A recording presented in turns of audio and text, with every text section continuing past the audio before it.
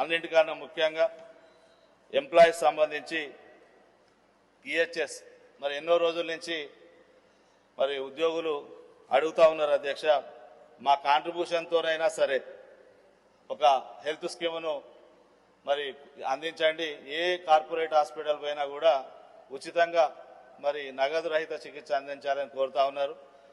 మరి ప్రభుత్వం వచ్చినప్పటి నుంచి గత ప్రభుత్వంలో కూడా మేము అనేక మార్లు రిప్రజెంటేషన్ ఇచ్చినాం.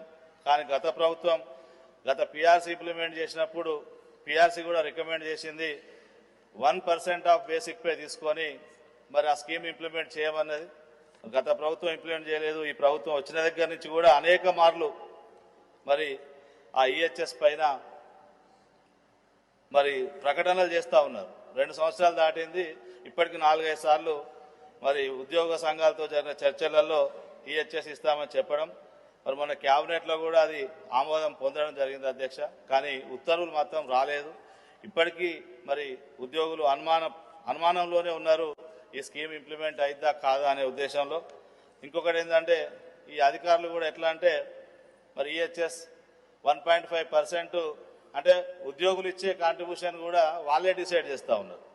ఉద్యోగ సంఘాలతో మాట్లాడి వీళ్ళ ప్రతిపాదనలు తీసుకొని వీళ్ళ ఆలోచనలు తీసుకొని మరి చేస్తే బాగుంటుంది. కానీ